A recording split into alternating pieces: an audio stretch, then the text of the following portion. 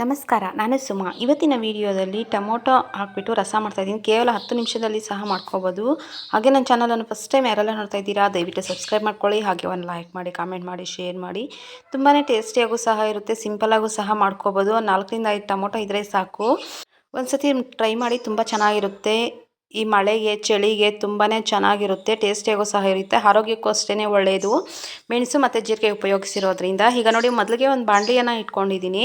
ಬಾಣಲಿಗೆ ಒಂದು 2 ಚಮಚದಷ್ಟು ಎಣ್ಣೆಯನ್ನು ಹಾಕ್ಕೊಂಡು 1 ಗಡ್ಡೆ ಈರುಳ್ಳಿ, 1 ಗಡ್ಡೆಯಷ್ಟು ಬೆಳ್ಳುಳ್ಳಿಯನ್ನು ಹಾಕ್ಕೊಂಡು ಚೆನ್ನಾಗಿ ಫ್ರೈ ಮಾಡ್ಕೋಬೇಕು.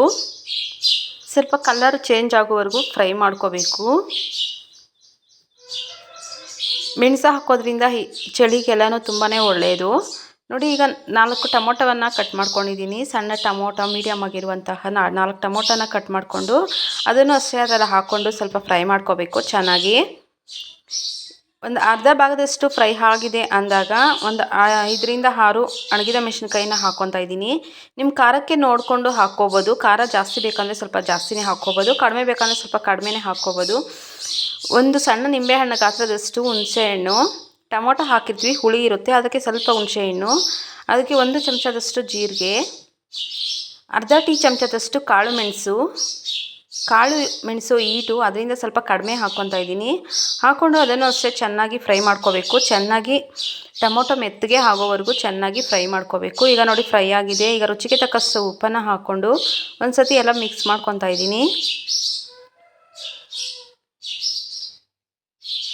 ನೋಡಿ, ಟೊಮೊಟೊ ಎಲ್ಲ ಮೆತ್ತಗಾಗಿದೆ. ಈಗ ಸ್ಟವ್ ಆಫ್ ಮಾಡಿಬಿಟ್ಟು ಅದನ್ನು ಆರಿಸ್ಕೊಂಡು ಮಿಕ್ಸಿಗೆ ಹಾಕ್ಕೋಬೇಕು.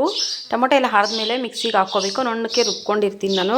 ಈಗ ಒಂದು ಅದೇ ಬಾಣಲಿಗೆ ಒಂದು 2 ಚಮಚದಷ್ಟು ಎಣ್ಣೆ, ಸ್ವಲ್ಪ ಜೀರಿಗೆ, 1/4 ಟೀ ಚಮಚದಷ್ಟು ಸಾಸಿವೆ ಹಾಕ್ಕೊತಾ ಇದ್ದೀನಿ. ಒಗ್ಗರಣೆ ಮಾಡ್ಕೋಬೇಕು. ನೋಡಿ, ಸಾಸಿವೆ ಎಲ್ಲ ಸಿಡಿದಿದೆ. ಈಗ 4 ರಿಂದ 5 ಎಸ್ಲು ಬೆಳ್ಳುಳ್ಳಿಯನ್ನು ಜಜ್ಜಿಬಿಟ್ಟು ಹಾಕ್ಕೊತಾ ಇದ್ದೀನಿ. ಅದಕ್ಕೆ ಸ್ವಲ್ಪ ಕರಿಬೇವು. ನೋಡಿ, ಈಗ ಬೆಳ್ಳುಳ್ಳಿ ಸ್ವಲ್ಪ ಫ್ರೈ ಆಗಿದೆ. ಈಗ ರುಬ್ಕೊಂಡಂತಹ ಟೊಮೊಟೊವನ್ನು ಅದರಲ್ಲಿ ಹಾಕ್ಕೊತಾ ಇದ್ದೀನಿ. ಜಾರನ್ನು ಅಷ್ಟೇ ತೊಳೆದ್ಬಿಟ್ಟು ಸ್ವಲ್ಪ ನೀರನ್ನು ಸೇರಿಸ್ಕೊಂಡು ಅದ್ರಾಗೆ ಹಾಕ್ಕೊಂಡು ಮಿಕ್ಸ್ ಮಾಡ್ಕೊತಾ ಇದ್ದೀನಿ. ರಸಮ್ಮ ತೆಳ್ಳಕ್ಕೆ ಬೇಕಂದರೆ ಸ್ವಲ್ಪ ನೀರನ್ನು ಜಾಸ್ತಿ ಸೇರಿಸ್ಕೊಳ್ಳಿ. ಮಂದಕ್ಕೆ ಬೇಕು ಅಂದರೆ ನೀರನ್ನು ಕಡಿಮೆ ಸೇರಿಸ್ಕೊಂಡು ಎಲ್ಲ ಮಿಕ್ಸ್ ಮಾಡ್ಕೋಬೇಕು. ನಾನು ಸ್ವಲ್ಪ ತೆಳ್ಳಕ್ಕೇ ಮಾಡ್ಕೊತಾ ಇದ್ದೀನಿ. ಅನ್ನಕ್ಕೆ ತುಂಬ ಚೆನ್ನಾಗಿರುತ್ತೆ. ಅಷ್ಟು ತೆಳ್ಳಕ್ಕೇನು ಮಾಡ್ಕೊಂಡಿಲ್ಲ, ಜಾಸ್ತಿ ಮಂದಕ್ಕೇನು ಮಾಡ್ಕೊಂಡಿಲ್ಲ, ಮೀಡಿಯಮಾಗಿ ಮಾಡ್ಕೊಂಡಿದ್ದೀನಿ. ನೋಡಿ, ಆ ರೀತಿ ಮಾಡ್ಕೊಂಡಿದ್ದೀನಿ. ಅದು ಕಾಯೋಷ್ಟೊತ್ತಿಗೆ ಸರಿ ಹೋಗುತ್ತೆ. ಹೀಗೆ ಟ್ರೈ ಮಾಡಿ, ತುಂಬ ಚೆನ್ನಾಗಿರುತ್ತೆ, ಟೇಸ್ಟಿಯಾಗೂ ಸಹ ಇರುತ್ತೆ. ಉಪ್ಪು ಹಾಕಿರ್ತೀವಿ ಮೊದಲೇ, ಈಗ ಸ್ವಲ್ಪ ನೋಡಿಕೊಂಡು ಹಾಕ್ಕೊಂಡ್ರೆ ಸಾಕಾಗುತ್ತೆ. ಟೇಸ್ಟ್ ನೋಡಿಬಿಟ್ಟು ಹಾಕ್ಕೊಂಡ್ರೆ ಸಾಕಾಗುತ್ತೆ. ನೋಡಿ, ಒಂದು 2 ನಿಮಿಷ ಚೆನ್ನಾಗಿ ಕುದಿಸ್ಕೋಬೇಕು. ಲಾಸ್ಟಲ್ಲಿ ಸ್ವಲ್ಪ ಕೊತ್ತಂಬರಿ ಹಾಕಿಬಿಟ್ಟು ಮಿಕ್ಸ್ ಮಾಡಿಬಿಟ್ರೆ ಸಾಕು, ರೆಡಿ ಆಗುತ್ತೆ. ಅನ್ನಕ್ಕೆ ಎಲ್ಲ ತುಂಬ ಚೆನ್ನಾಗಿರುತ್ತೆ, ಟೇಸ್ಟಿಯಾಗೂ ಸಹ ಇರುತ್ತೆ.